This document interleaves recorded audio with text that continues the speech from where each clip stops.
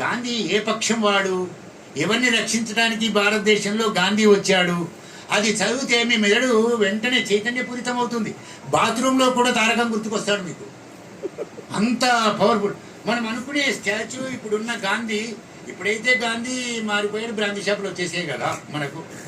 ఆయా గాంధీ పూర్తిగా మారిపోయాడు కదా. మన అవసరాలకు పార్లమెంట్లు నాయకులు గాంధీని వాడుకుంటున్నారు. కానీ గాంధీ ఆనాటి కాలంలో చేసిన దానికి, మాకు చేయవలసిన దానికి, ఇప్పుడు అయిన దానికి చాలా వివరాలు ఇవ్వడానికి పుస్తకంలో చివరి కవిత చాలా అద్భుతమైన కవిత. నేను ఆయనని అడిగాను కూడా ఇంటర్వ్యూలో, మీ మొత్తం కవితలలో అస్పృశ్య కవిత చాలా గొప్ప కవిత కదా, దాని గురించి చెప్పండి అని కూడా అడిగాను ఆయనని. అందులో ఉంది ఇంటర్వ్యూలో, మీరు ఎక్కడైనా చదవండి. అట్లాగే శవం అనే కవిత కూడా, ఈ మొత్తం కవితలలో శవం మాట్లాడుతుంది. శవం ఎక్కడ మాట్లాడుతుందని మనం అనుకుంటాం. శవం ఎవరు? బ్రతికున్న మనం శవాలమైపోతున్నాం కనుక శవం మాట్లాడుతుంది అని అంటాడు.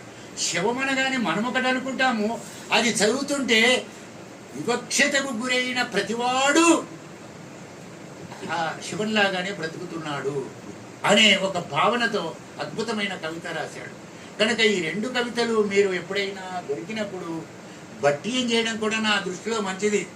ఎంతసేపు రామాయణంలోని శ్లోకాలను బట్టీయం చేస్తారు కానీ, ఒక కవిత అయినా దళితుడిగా పుట్టినందుకు తారకం గారిది బట్టీయం చేయకపోతే నా బతికెందుకని అనుకోవాలని అనుకుంటున్నాను. ఈ సందర్భంగా ఈ సభలో ఆయనని గురించి మనం స్మరించుకోవాలనటానికి. అంతెందుకు మీకు అందరికీ ఒక తేలికైన కవిత వినిపిస్తాను.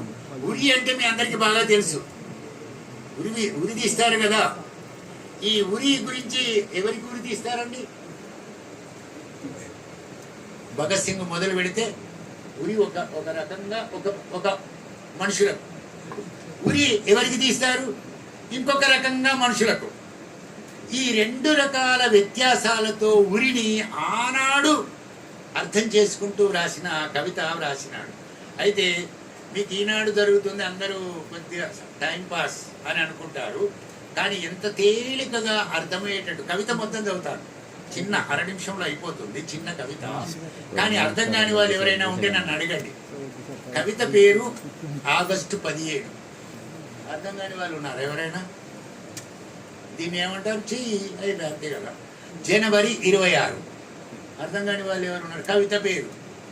కానీ ఒక నిమిషం కాగానే ఆగస్టు 15, జనవరి 26. భారతదేశంలో పెద్ద సమస్య ఈ 2 రోజులే. ఈనాడు 26 అంటే రాజ్యాంగము, 15 అంటే స్వాతంత్ర్యోద్యమం.